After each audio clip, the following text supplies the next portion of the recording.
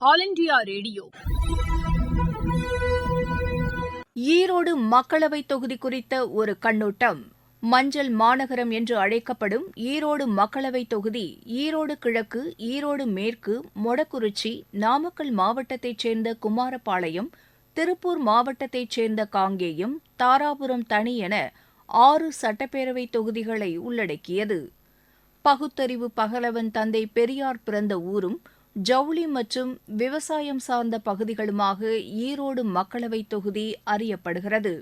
காவிரி ஆறு, கீழ்பவானி மற்றும் காளிங்கராயன் கால்வாய்கள் பாயும் நீர்வளம் கொண்டதும், மஞ்சள் விவசாயத்திற்கு புகழ்பெற்ற ஈரோடு கிழக்கு, ஈரோடு மேற்கு, மொடக்குறிச்சி தொகுதிகளும், ஜவுளி உற்பத்திக்கு பெயர் பெற்ற குமாரபாளையம் தொகுதியும், காளைக்கு புகழ்பெற்றதும் எண்ணெய் உற்பத்தியில் முன்னணியில் விளங்கும் காங்கேயமும், காற்றாலை மற்றும் கண்வெளிக்கிழங்கு, முருங்கை பவுடர் உற்பத்தியில் தமிழகத்தின் முன்னணி ஊராக திகழும் தாராபுரம் அடங்கிய பகுதிகளுடன் ஈரோடு மக்களவைத் தொகுதி சிறந்து விளங்குகிறது. விசைத்தறிகள் நிறைந்த இடமும், ஜவுளித்துறையில் முன்னணி ஊராகவும், மஞ்சள் உள்ளிட்ட விவசாயத்தில் சிறந்து விளங்கும் ஈரோடு மக்களவைத் தொகுதியில் அஇஅதிமுகவும் திமுகவும் சம பலத்துடன் உள்ளன.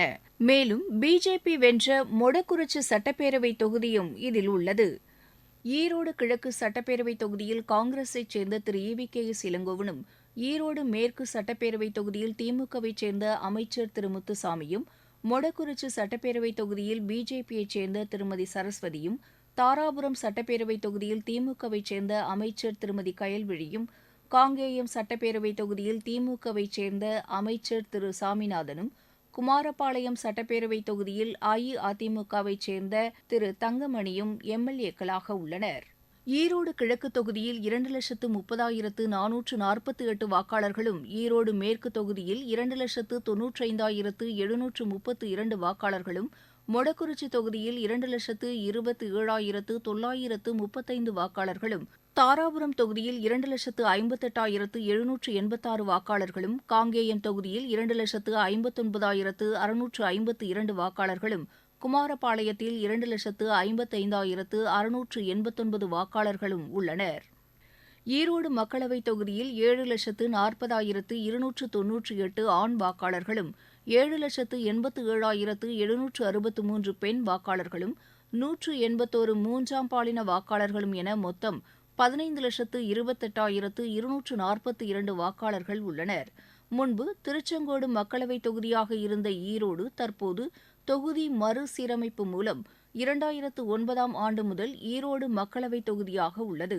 2009 தொகுதி மறுசீரமைப்பு மூலம் ஈரோடு மக்களவைத் தொகுதி உருவாக்கப்பட்ட பிறகு நடைபெற்ற 2009, 2014, 2019 ஆகிய 3 தேர்தல்களிலும் திரு கணேசமூர்த்தி போட்டியிட்டு 2009, 2019 ஆகிய தேர்தல்களில் வெற்றி பெற்றுள்ளார். தற்போதைய ஈரோடு மக்களவை உறுப்பினராக உள்ள திரு கணேசமூர்த்தி 1998 பழனி மக்களவை உறுப்பினராகவும், 2009, 2019ஆம் ஆண்டு என இதுவரை 3 முறை மக்களவை உறுப்பினராக இருந்துள்ளார். 2009 பொதுத் தேர்தலில் மதிமுக சார்பாக வென்ற ஒரே வேட்பாளரும் இவரே. கடந்த 2019ஆம் தேர்தலில் திமுக சின்னத்தில் போட்டியிட்ட திரு கணேசமூர்த்தி 5,63,591 வாக்குகளும், அஇஅதிமுக வேட்பாளர் திரு மணிமாறன் 3,52,973 வாக்குகளும், மக்கள் நீதி மய்யம் வேட்பாளர் திரு சரவணகுமார் 47,719 வாக்குகளும், நாம் தமிழர் கட்சி வேட்பாளர் சீதாலட்சுமி 39,010 வாக்குகளும் பெற்றனர். இதில் திமுக வேட்பாளர் திரு கணேசமூர்த்தி அஇஅதிமுக வேட்பாளரான திரு மணிமாறனை விட 2,10,618 வாக்குகள் வித்தியாசத்தில் வெற்றி பெற்று மக்களவை உறுப்பினரானார். 2019ஆம் ஆண்டு திமுக தேர்தல் அறிக்கையில் ஈரோடு மக்களவைத் தொகுதிக்குட்பட்ட காவிரி ஆற்றில் சாயக்கழிவுநீர் கலப்பது தடுக்கப்படும், மூலனூர் பகுதியில் விளையும் முருங்கைக்காய், கண்வெளிக்கிழங்கிற்கு உரிய விலை கிடைக்க நடவடிக்கை எடுக்கப்படும் எனவும், விசைத்தறி தொழிலை பாதுகாக்க நடவடிக்கை எடுக்கப்படும் எனவும், ஈரோடு பழனி ரயில்பாதை அமைக்க நடவடிக்கை எடுக்கப்படும் எனவும் தெரிவிக்கப்பட்டிருந்தது. வரும் மக்களவைத் தேர்தல் குறித்து ஈரோடு தொகுதி மக்கள் கூறும் கருத்துக்கள். வணக்கம், நான் சௌந்தர்யா, ஈரோடு கிழக்கு தொகுதியிலேருந்து பேசுகிறேன். இந்த வர பார்லிமெண்ட் எலெக்ஷனில் நிறையா கட்சி போட்டி போடுது. அதில் ஒவ்வொரு கட்சியும் மற்ற கட்சிக்காரங்க என்ன குறையெல்லாம் பண்ணுறாங்களோ அதை பாயிண்ட் அவுட் பண்ணி தான் வாக்கு கேட்குறாங்களோ ஒழிய அவங்க ஃப்யூச்சரில் என்ன பண்ணுறாங்க பாயிண்ட் ஆஃப் வியூலேருந்து வாக்கு கேட்டால் கொஞ்சம் நல்லாயிருக்கும். அப்படி பண்ணும்போது அவங்க குறைந்தபட்ச எதிர்பார்ப்பை சாட்டிஸ்ஃபை பண்ணணும்னு சொல்லிட்டு நாங்கள் எதிர்பார்க்குறோம். வணக்கங்க, என் பேர் ஹேமா பாலு. நான் ஈரோடு பாராளுமன்ற தொகுதிக்கு உட்பட்ட ஈரோடு மேற்கு தொகுதி வாக்காளர். முதல் குறை என்னென்னா, எங்களுக்கு போக்குவரத்து நெரிசல், ரோடு சீரான அமைப்பு இல்லை. அடுத்தது ஸ்பீட் பிரேக் போட்டு அதுக்கான இண்டிகேஷன் எதுவுமே இல்லாமல் இருக்குது. அதனால் பல விபத்துகள் நடக்குது. எங்கள் வீட்டிலே 2-3 பேர் கீழே விழுந்து அது எந்திரிச்சு நாங்கள் இது பண்ணிக்கோம். அது இப்போவும் சொல்லிகிட்டே தான் இருக்கோம், அந்த இண்டிகேஷன் எதுவும் வர்றதில்லை. இனி குடிநீர் பிரச்சனை எந்த அளவுக்கு வரும்னு எங்களுக்கு இப்போவே முன்னோட்டமாக தெரியுது. அதையெல்லாம் யார் சிறப்பாக செஞ்சு எங்களை ஈரோடு முதன்மை மாவட்டமாக நல்லா மாற்றித்தர கட்சிக்கு நாங்கள் ஓட்டு போடலான்னு இருக்கோம். என் பேர் மாணிக்கம். ஈரோட்டில் ஜவுளி தொழில் செய்து வருகிறேன். இப்போ இருக்கிற சிச்சுவேஷனில் பொருளாதாரம், பவர்லூம் தொழில், டெக்ஸ்டைல் தொழில் அனைத்துமே ஜிஎஸ்டி அப்படிங்கிறதுனால மக்கள் ரொம்ப சிரமப்படுறாங்க. அதில் என்னென்னா, இப்போ ஜிஎஸ்டி ஒரு அளவுக்கு குறிப்பிட்ட அளவு இருந்ததுன்னா நல்லாயிருக்கும். ரொம்ப ஓவராக போகக்குள்ள சிறு வியாபாரிகள்லாம் ரொம்ப பாதிக்கப்படுறாங்க. ஜிஎஸ்டி இப்போ ஒரு பொருள் விற்றோம்னா நம்மளுக்கு ஒரு 2% 4% ப்ராஃபிட் வச்சு பண்ணுறாங்க. சிறிய முதலீட்டுக்காரங்களும் தொழில் பண்ணுற மாதிரி இருந்தால் நல்லாயிருக்கும். தொழில் செய்கிறவங்களுக்கு அதை கருத்தில் கொண்டு வர பாராளுமன்ற தேர்தலில் எந்த கட்சிகள் இதுக்கு ஒரு ஒத்துழைப்பு கொடுக்குதோ அது தொழில் சிறப்பாக நடைபெற எல்லாருமே தொழில் செய்வாங்க. இப்போ வெகு தொழில் பாதிச்சிருக்குது, உங்களுக்கே தெரியும். விசைத்தறிகள் முக்கால்வாசி ஈரோட்டில் முடிஞ்சுக்கிட்டு வருது. பற்றை எல்லாம் காலி ஆயிடுச்சு, எல்லாம் விற்றுட்டாங்க, ஸ்கிராப்புக்கு போட்டாங்க தறியை. அந்த அளவுக்கு மோசமாக போயிருக்குது. ஆகையினால் இதை கருத்தில் கொண்டு வரக்கூடிய எலெக்ஷனில் நல்ல விதமாக இதுக்கு உபயோகப்படுத்துகிற மாதிரி, பொதுமக்கள் உபயோகப்படுற மாதிரி தொழிலுக்கு யார் கொடுக்குறாங்களோ அவங்களுக்கு ஒரு பெனிஃபிட்டாக இருக்கும். தொழில் செய்கிறவங்களுக்கும் ஒரு சந்தோஷமாக இருக்கும். என் பேர் கண்ணனுங்க. நான் ஈரோடு நாடாளுமன்ற தொகுதி பெருந்துறை சட்டமன்ற தொகுதியை சேர்ந்தவன். எங்கள் தொகுதியை சேர்ந்தது சிப்காட் இருக்குது, பெருந்துறை சிப்காட்டு. அதனோட கழிவு நீரெல்லாம் நிறைய எங்கள் ஊர் சேர்ந்தது. ஒரு பக்கத்தில் ஒரு 10, 15, 20 கிராமத்தில் அந்த கழிவு நீர் நிலத்தடி நீர் ரொம்ப மோசமாக போச்சுங்க.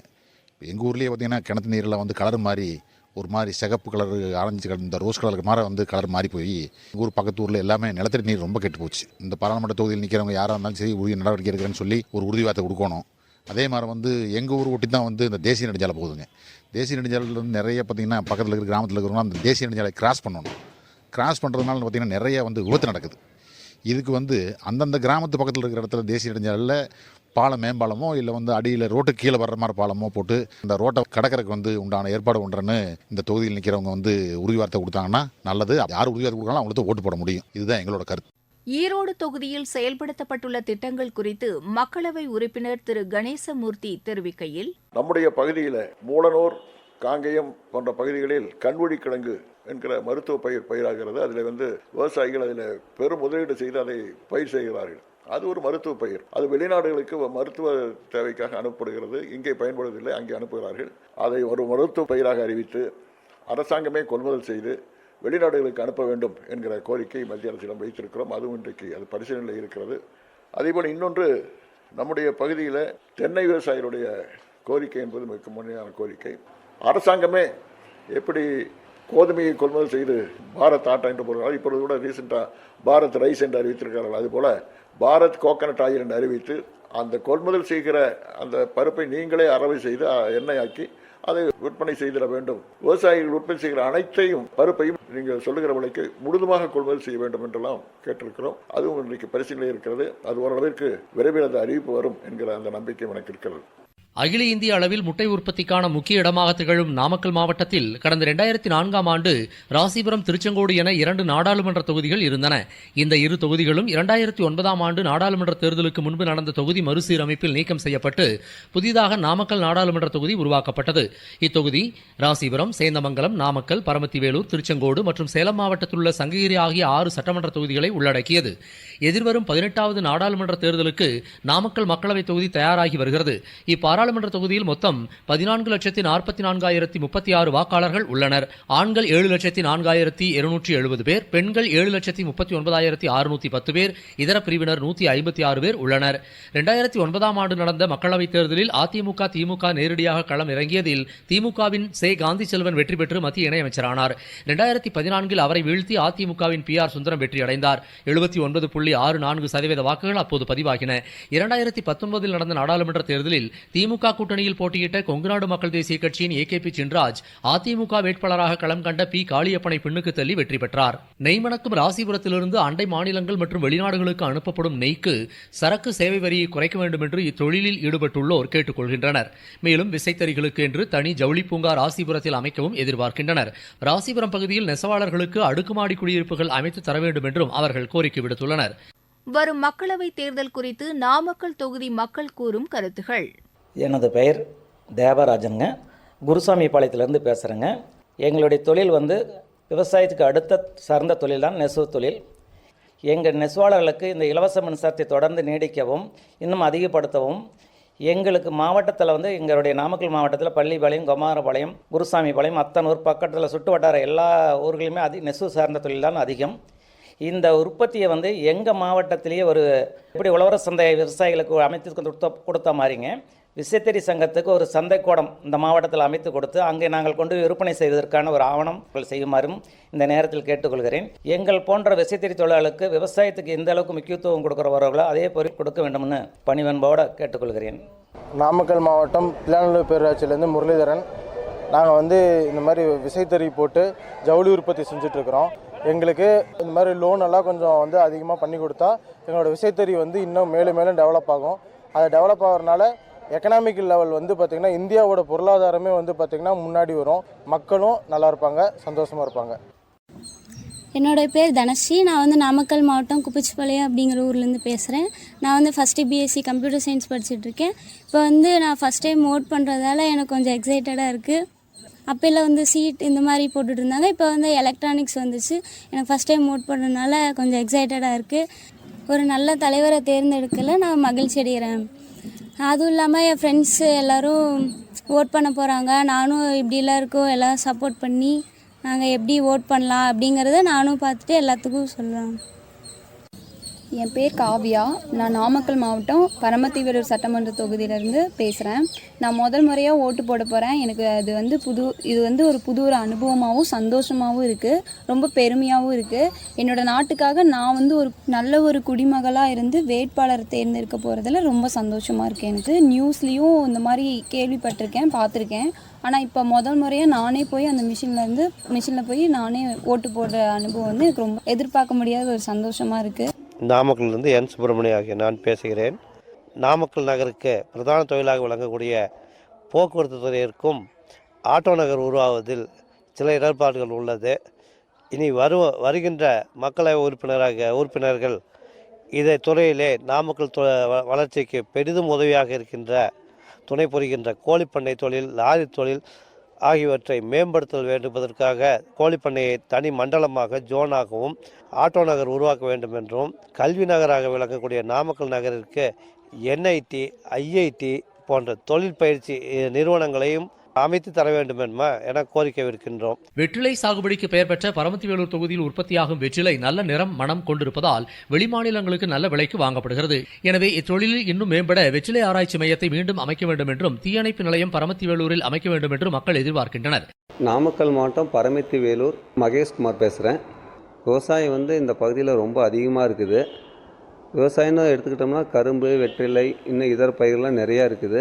விவசாயம் விளையக்கூடிய அந்த பயிருக்கு விலை ரொம்ப கம்மியாக இருக்குது. அதை நிர்ணயம் செய்கிறது பார்த்தீங்க அப்படின்னா விவசாயி எவ்வளோதான் இது கஷ்டப்பட்டாலும் லாஸ்ட்டில் அதுக்கு உண்டான அவங்களுக்கு பலன் கிடைக்க மாட்டேங்குது. எல்லாமே பார்த்தீங்க அப்படின்னா இதுக்கு முக்கியமாக தீர்வு எடுத்து ஒரு முற்றுப்புள்ளி வைக்கணும். அப்போ தான் விவசாயம் இந்த தொழில் செஞ்சு வருங்காலத்தில் அவைய விவசாயத்தை மேம்படுத்த முடியும். விவசாயம் மேம்பட்டால் தான் மக்கள் எல்லோரும் கஷ்டப்படாமல் நல்லா இருப்பாங்க. என்னுடைய பேர் துரைராஜ். சேந்தமலம் தொகுதி இரும்பட்டி பகுதியிலிருந்து பேசுகிறேன். அந்த பகுதியில் அதிகமாக விளையக்கூடிய வெங்காயம் மற்றும் மிளகாய் பார்த்திங்கன்னா இன்றைக்கி அது ஸ்டோரேஜ் பண்ணி ஏற்றுமதி பண்ணுறதுக்குள்ள ஒரு ஸ்டோரேஜ் பார்த்திங்கன்னா பண்ணியிருந்தாங்கன்னா அந்த பகுதியில் மிகப்பெரிய ஒரு வளர்ச்சியாக உண்டானதாக இருக்கும். வெங்காயத்தை வந்து பார்த்திங்கன்னா பல மூலப்பொருட்களை தயாரித்து அதுக்கு ஒரு ஃபேக்ட்ரி அந்த பக்கம் உருவாக்குனாங்கன்னா மிகப்பெரிய ஒரு வளர்ச்சியை உருவாக்கும். வணக்கம், என்னோடய பேர் மகேஸ்வரிங். நாங்கள் நாமக்கல் சட்டமன்றத்திலேருந்து பேசுகிறோம். திண்டமங்கலங்கிற பஞ்சாயத்து நல்லாகொண்டமலைங்க. ஸ்கூலில் வந்து பசங்க வந்து 5ஆம் வகுப்பு வரைக்கும் தான் எங்கள் ஊரில் இருக்குது. எங்கள் பஸ் வசதி வந்து சரியான முறையில் எங்கள் ஊருக்கு வந்து ஒரே ஒரு பஸ், அந்த 8 மணி பஸ் இந்த மாதிரி ஸ்கூலுக்காக மட்டும்தான் வந்துட்டுருக்கு. அந்த குழந்தைங்களும் ரொம்ப நெருக்கடியில் ரொம்ப சிரமப்படுறாங்க. அதனால் எங்களுக்கு மறுபடியும் 6ஆம் வகுப்புலேருந்து 12ஆம் வகுப்பு வரைக்கும் எங்கள் ஊருக்கு வந்து ஸ்கூல் வந்து ரெடி பண்ணி கொடுக்கணும். அதுதான் எங்களோட கோரிக்கையை. வரக்கூடியவங்க எங்களுக்கு ஸ்கூல் கட்டடம் வந்து அமைச்சு கொடுக்கணும்னு சொல்லி கேட்டுக்கிறோம். இதுவரை நீங்கள் கேட்டது மக்களவை தொகுதி 2024 ஓர் கண்ணோட்டம்.